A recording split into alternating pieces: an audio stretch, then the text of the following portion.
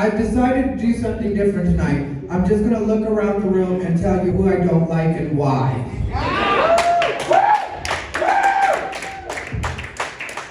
Just joking. Well, I think Delilah's outside. Anyway, yeah, you know I don't like you. I was just joking. I don't fucking like you or your bad wig or your loose corset. I don't like anything about you, bitch.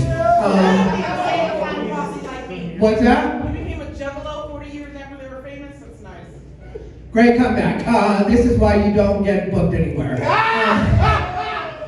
Yeah, it's not working out. Yo. All right, okay. All right. We got something going on later. I fuck with y'all, but do this shit on the internet.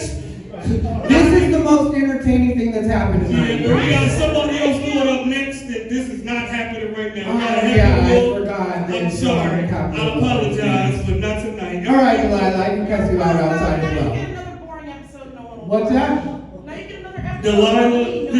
Delilah. You get no views online, All right. so I don't know what you're talking about right No, now. I'm on the radio. Fix your wig, bitch. Fix your wig. You're not on the radio and you're not on TV. You're nowhere. You're doing nothing. You're doing nothing. Everybody fucking knows that. I'm sorry. I love you both. Cut this shit out.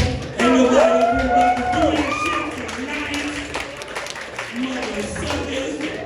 We got this shit happening. Y'all think this is a game? Comedy is real shit. But we love this shit. We're passionate. That's why we want y'all watching us. Y'all better follow somebody. If you believe it was him, Rivera, that's his Instagram. Delilah, the comedian, she got some too. Recently, right? Put that nigga on. I know this is going on YouTube somewhere. Let the nigga get home. I done lost my voice. I gotta yell with y'all niggas. Hold on, how much I got left? 53 seconds left. I got I'll introduce the special guest. Matter of fact, somebody record me while I'm doing it. I didn't mean to do this. I just said it. Shit, seize the opportunity. I got you. Appreciate it. I thought I cut the mic. I was like, nigga, I'm the mic tonight. How'd I get myself cut off? 30 seconds. Feel like, who's still in here having fun? Or who wanted to hear it? There we go. Y'all want to know the downsides of having a big dick? Anybody know? Shit, me neither. Coming to the stage, the very funny, dropping in tonight's special guest, John Caparulo.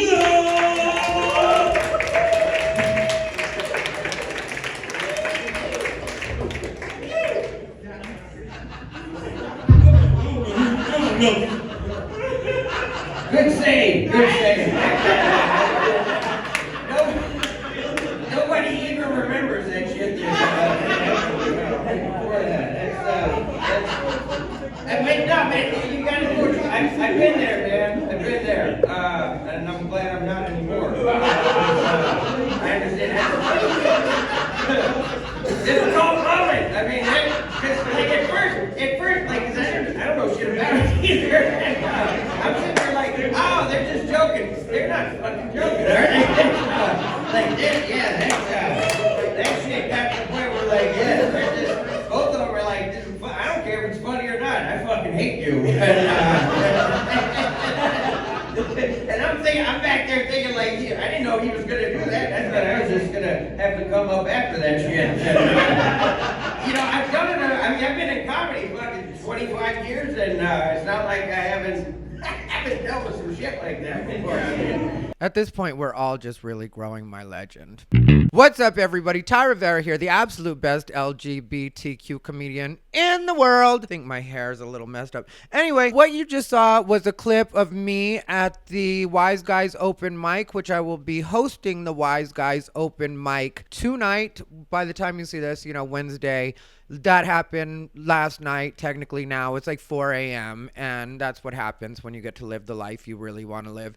So, part-time famous, if you guys can't see my shirt, my friend Carlos Anthony, this is his merch. If you guys get a chance, buy a part-time famous famous shirt. You can find him on Instagram at comedian Carlos. That will be on the screen. I'll also link it down below in the description box. Carlos is a good friend, super funny comic. I've talked about him on the podcast before. He was on my top 5, the first one I ever did. He's the first name I think I ever mentioned in the top 5. Reese, who you just saw, was hosting the show. He also was on my top 5, and I'm saying that because there are parts of tonight that I will admit, like, I probably shouldn't have mentioned Delilah's name in the first place. But the thing was, I was just being fun and catty, and I was like, I'm just going to say this. And I hadn't come up with the Delilah part. I had just come up with the fact that I was going to say that I was going to talk about who I didn't like in the room and why. I had already decided that in my head.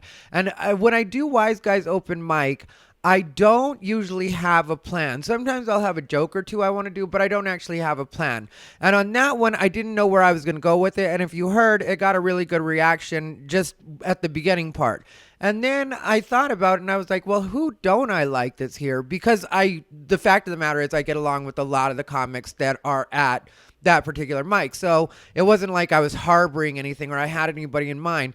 And then Delilah popped in my head, but I remembered she'd been outside. And so that's why I said Delilah, but she's outside. And then she raised her hand, which I didn't mind at all telling her about her bad wig and her loose corset because she's already heard it on the podcast. That's one thing. And the other thing is Delilah really is a case of can dish it but can't take it. As I've told you guys before, and this is 100% true, Delilah has made it a point to stand over at me at different places or right next to where I'm at different places and try to call me names and try to get in my head. And I always just leave her alone because she doesn't understand. When you really don't matter, you just don't matter. So even when I said her name, it was just a punchline for me. It wasn't even personal, like, towards her. Once she was there in my head, I was like, oh yeah, I'm sure she took that personally. And I'm fine with her taking it personally. And once she opened up the door, I was more than happy to tell her why I don't like her. I don't like her, and that's what it is.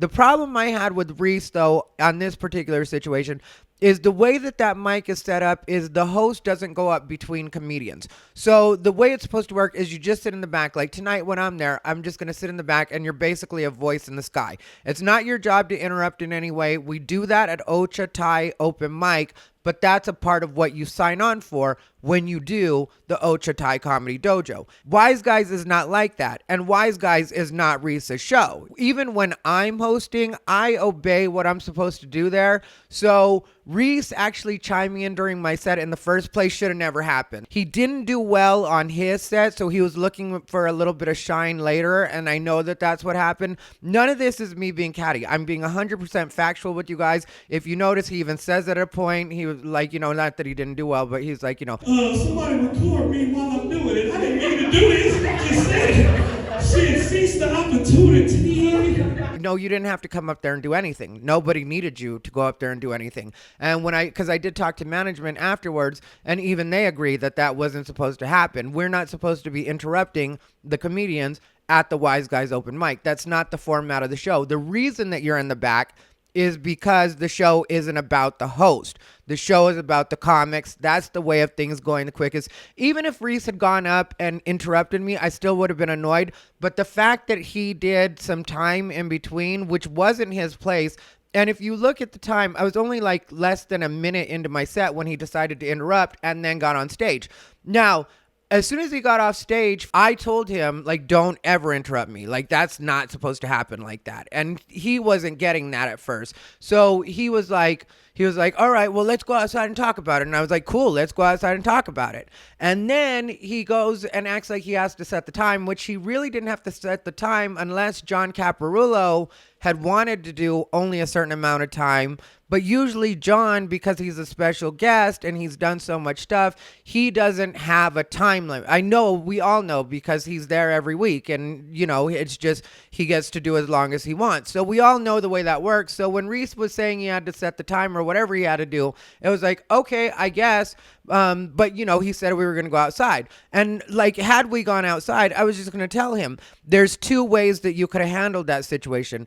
technically there's 3 ways you could have handled that situation. And I have no respect for the way that he did actually handle the situation, not just because of that, because the stage part, yeah, that's a mistake or whatever, but had he got off stage and been like, I'm sorry, I don't know why I did that, then that's at least somewhat forgivable. But to get off stage and act like you think you're still in the right somehow or you did something good, you didn't do anything good. Even the little shit you did in between was stuff from your act. The show didn't need saving. When I said that that was the most entertaining thing that had happened tonight, it really was. Last night, it really was kind of dead and kind of slow. And do you blame the host a little bit? Kind of, yeah, because as the host, you do set the tone. And we all have a chance of not doing well when we're hosting, but Reese hadn't done his job in setting the table. So really, if the show wasn't going the way you wanted it to, it's because you didn't start it off on the right foot. So don't come in and act like you're saving the day now. You could have saved the day at the beginning of the show if you actually had it within you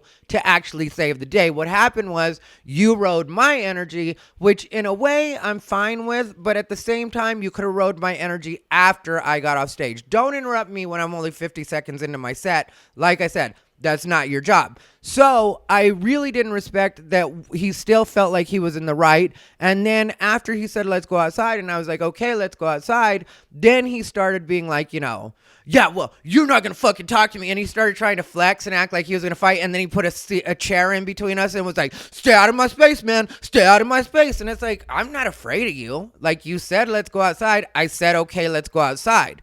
Now, was I thinking that you meant we were going to fight outside? No, that's not what I was thinking, because we're in show business. And sometimes people get a little bit heated in show business. But really, if you think that a good way of de-escalation in a situation like that where you have already messed up is for you to threaten to fight somebody, you're clearly not cut out for the job. That's not what stand-up is about. And I can definitely tell you that for a fact. Like, you want to cut yourself off from working, start a fight in any venue. I had a situation like that where me and Oscar from The Office got into it backstage when I was doing the All Deaf Digital Movie Awards. There was this problem where the teleprompter had gone out, and so what happened was I didn't announce Oscar, which I didn't know I was supposed to announce him. Nobody had told me that. What happened was I opened the envelope. It says Luis Guzman. I was excited because I thought Luis Guzman was going to be there. I'm a Luis Guzman fan. I've been a fan for a long time. He's done a lot of stuff. And so when I saw his name on the actual card, I got excited about that. Then the teleprompter goes out. I guess I was supposed to, well, not I guess, now I know I was supposed to announce Oscar from The Office, and I didn't. So I didn't know how to handle it. Tiffany Haddish got on stage. She bailed me out and was like, I'll take the award. And so she took the award for that moment. And then I go back to the backstage, and Oscar from The Office is mad at me and starts trying to yell at me. And I'm just trying to explain to him calmly what's going on. And he's still trying to yell at me. And I'm just telling him, like, no, nobody told me that I was supposed to call you on. I didn't know that I was supposed to call you up. And he still keeps yelling at me. So finally I get upset and I yell back at him. And then he tries to say something to me like, about, oh, well, let's start over. My name's Oscar. And I was like, yeah, I'm done talking to you, because I knew that the staff was going to handle it. And so just like I said, I knew what happened was, because he really should have never got upset because that was a taping. But here's the way you have to be a professional. What happened was then somebody from the crew, the stage director or whatever it would be called, comes up to me and says, okay, we need you to go back to your mark. We need you to take it from this particular spot in what it is you were supposed to say when you're presenting. You announce Oscar. Oscar's going to come out, and then you can exit the stage. And so I had to get back on as a professional, but there was never any talk about like fighting and like you need to, like, what are you talking about right now? It's just like all it did was let me know that Reese really isn't ready to be in show business, which this whole city is show business. That's what Las Vegas is built on. And if you're smart, that's what you're trying to do, is either get a residency or get in with the clubs or whatever you can do to take it to the next level. And there's already limited opportunities here in Las Vegas just because we aren't LA, we aren't New York. So when you're fucking yourself this way by trying to fight somebody or acting like you're gonna fight somebody because you messed up, Like, had the other person just messed up, had I messed up. So anyway, here's the ways that he could have handled it. Here's what I would have told him if he had gone outside. One of the ways he could have handled it, he could have just went over to Delilah and said, because if you notice, I was like, okay, cool, when he said that we had to chill out. Then she kept talking, so I kept talking too. Because I'm not letting this fat bitch have the last word. And I don't care what anybody says about fat shaming or anything like that.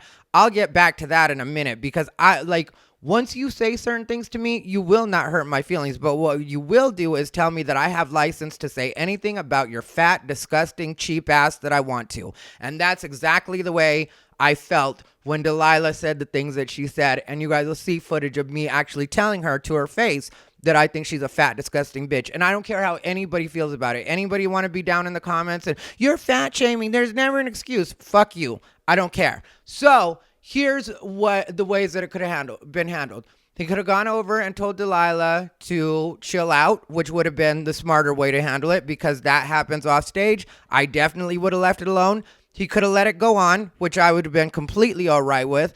He could have gone to the manager, Asa, and said, hey, they're arguing. I don't know what to do about it. And then Asa could have decided what he wanted to do. Had Asa decided to say, I need them to get off stage, or this isn't supposed to be happening right now, I would have completely respected that. But it's not Reese's decision to make. Reese doesn't have enough experience to know what it is he's supposed to be doing. Technically, what he did was break up the energy, because in case you didn't notice what John said afterwards, is he's dealt with shit like that before. I know this for a fact, and I knew that John wasn't being fragile about it, because that's what Reese's thing was, is he was trying to act like because John was coming up next. And in my head when I was on stage, I was like, I'm not going to argue that. If that's what he's saying right now, then cool. But when John gets up and actually contradicts that, then I know that that wasn't something John wanted, which, like I said, I kind of knew that wasn't something John wanted, because John is an actual Comedy Store guy. John has been in stand-up for 25 years. John had already been around for at least 10 years, I would tell you, before I came on the scene in LA. I have, with my own eyes, seen John Caparulo follow Chris Rock. No problems. Destroyed it. So if you can follow Chris Rock and destroy it, you can definitely follow my argument with an open micer and not sweat that, just like he proved. If you notice, Reese didn't do anything to help that situation out. Technically, nobody needed to do any extra time. You already did your time at the beginning of the show. That's what the job was. You weren't able to accomplish it in the amount of time that you were supposed to accomplish it. So instead, you decided to break in and be a little bit of a save-a-hoe is what I think you were trying to do. And people were asking me, are Reese and Delilah fucking? I don't know if Reese and Delilah are fucking. But it did seem odd that he went ahead and let her talk about me at the end of her set uninterrupted, which I guess there was more to that. But I don't really care. I was outside while it happened anyway. And if you notice, the stuff I was saying was at least getting the room going. The stuff she was saying, and she was going completely uninterrupted without my interference. And she was just eating it. Asshole is so loose, he can't make money off of it anymore, so he stole the open mic from me. You're welcome, Ty. Now you can say something on your podcast about me. Thank you, guys. She never does well. And that is my main problem with Delilah being around, which I've mentioned before. Delilah will never actually be good at stand-up because she doesn't actually apply herself to stand-up. Delilah is always trying to talk about things that don't matter to stand-up. Delilah still continues to say that we stole the Ochatai open mic from her, which we never did. That's not the way that went down. I've been over that several times on this podcast. And yeah, I was not going to be hands-on when Delilah was going to be a part of it. But I was still the person that was in the agreement, not Delilah. And I got told that, and that's why I was like, okay, I'm going to have to take this over because it is my responsibility.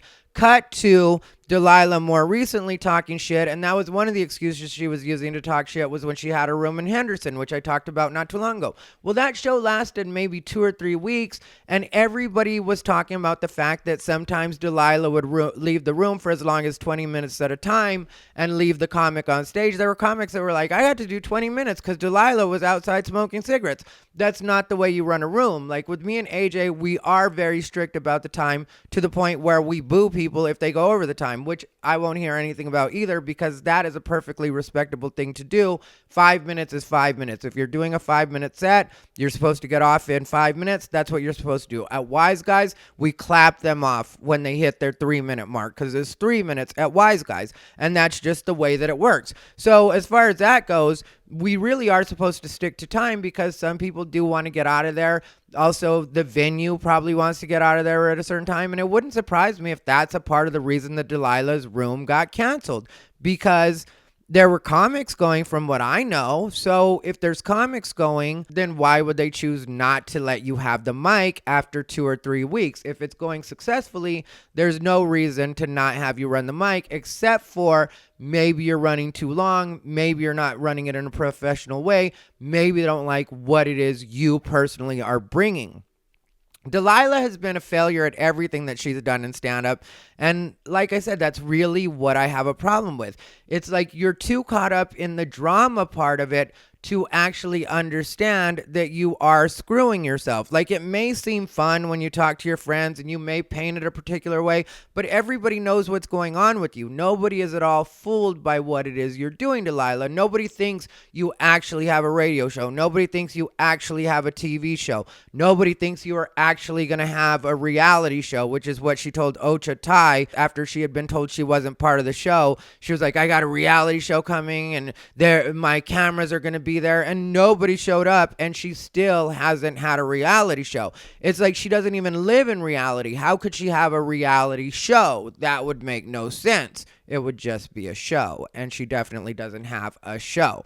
But she doesn't get that if I wanted to, I really could have ruined her life literally on New Year's Eve. On New Year's Eve, I was at a spot called Blue Dogs. And Delilah was there, and she tried to talk to me. I was very clear about the fact that I had no interest in talking to her. There were several other comics there. A comic that she considers to be one of her friends came up to me at a certain point in the night. I know it was probably around 2 a.m. And they were like, Delilah is puking in her car right now. And what happened was Delilah was technically puking out of her car, like had the door cracked open and was puking all over her tits. Just playing. I just wanted to use that expression. But she was puking all over the place, and I witnessed that myself. And the person that was supposed to be her friend was like, if you want to, you can call the police right now and tell them that there's a person that's about to drink and drive.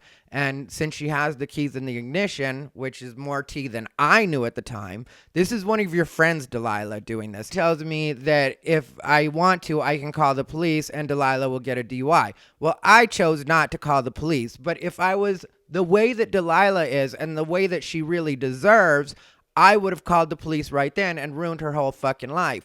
But the truth is, this bitch is already ruining her life on her own. And when I said that I talked to her this way, that's the thing. Nobody wants to fuck this fat, disgusting bitch, so she's out here trying to talk shit right now and act like she's doing something. Delilah tries to say that we took Ocha Mike from her, but she never had an agreement with Ocha Mike. Okay. No, doesn't deal with her. I guess tomorrow I'll post the letter from Homeboy. There is no letter from Note to you. There's no letter. That's the thing. No, there's not. Or you would actually produce that already. Please do. I don't have to, because... Please do. You're fat and disgusting. You're right, because you're a liar. You're fat and disgusting, and you're a liar. Let's get the back of that loose corset. Let's look at. That is not the way you wear a corset. That is not. And that cheap synthetic fiber wig, no, that shouldn't be happening. That wig even feels like shit. That wig even feels like shit. God damn, everything about you is cheap. Including your comedy. There you go. You got your clip. It was because when she walked outside after she was done eating shit during her set, she walks up to me and she's like, or walks close to me and is like, so you want to finish this? And I was like, I have nothing to say to you. I think you're fucking disgusting and fat, and that's all there is to it. And then she was like, yeah, you're a whore. You were a whore. Like, I was at your house when you were turning tricks. I haven't fucking, I never used the term turning tricks unless it's for fun, being silly with my friends, but I would never use the expression turning tricks. That's not an expression me or my friends used.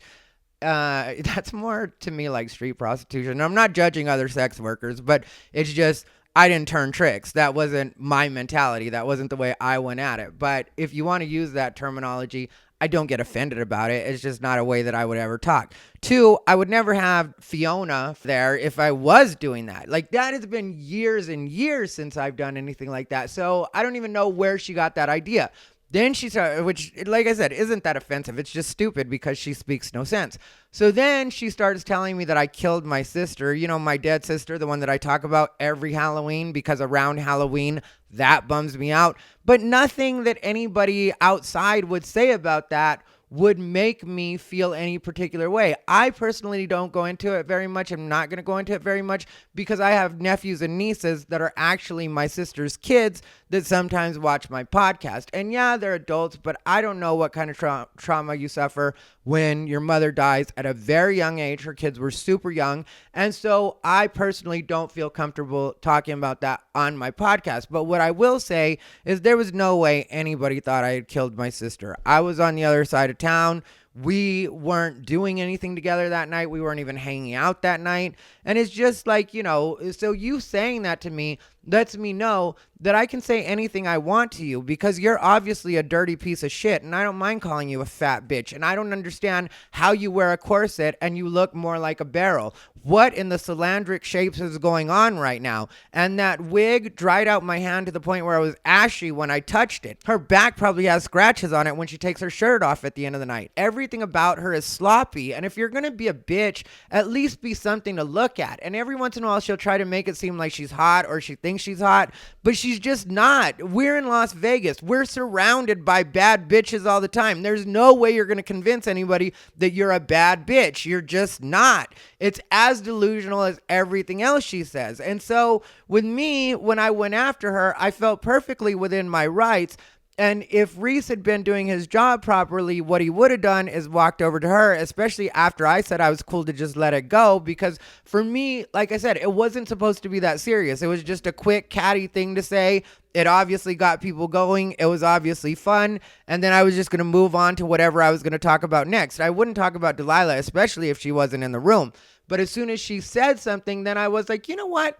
I have kind of wanted this opportunity for a minute. I don't mind just letting her know person to person what I think about her because I have kept it to myself. And if you ever watch the first video I did about her, which will be right here, I say in that video that technically I really did like her and I thought maybe she could find her way to possibly being my friend again if she just could correct her behavior. Because when I say she's toxic, it's not just me saying that or putting a label on somebody. She's truly toxic. Like, who talks to somebody about their dead sister? Who tries to use that as a trigger? There's no way you're going to trigger me with it. I've been on the internet too long. I've heard people say too many things about me for anything that anybody says to hurt me. And I really do have to feel something about you in order for you to even be able to penetrate anything to do with me. It just wouldn't work out. There's no way that I would look at somebody that looks like Delilah, and I know this is very superficial, but I'm just being 100% honest with you guys. There's no way I could look at a joke like that and actually be like, I can't believe this person actually thinks about me. I don't give a fuck what that bitch thinks. Then there was a point where she was saying, you only made it to the 7th grade. Bitch, you mean to tell me you finished school and you still ended up working in a kitchen? I don't think you need a degree to end up being the help girl. You are not exactly selling me on why it is I should have gone to school or making me feel like I made any kind of mistake with my life choices. I didn't wake up till 3 p.m. yesterday. So if you think you're winning because you get to punch a clock every day, I'm glad you went to school for that. Make sure you punch out before you actually watch this episode. Anyway, this has been Rivera, the absolute best LGBTQ comedian in the world.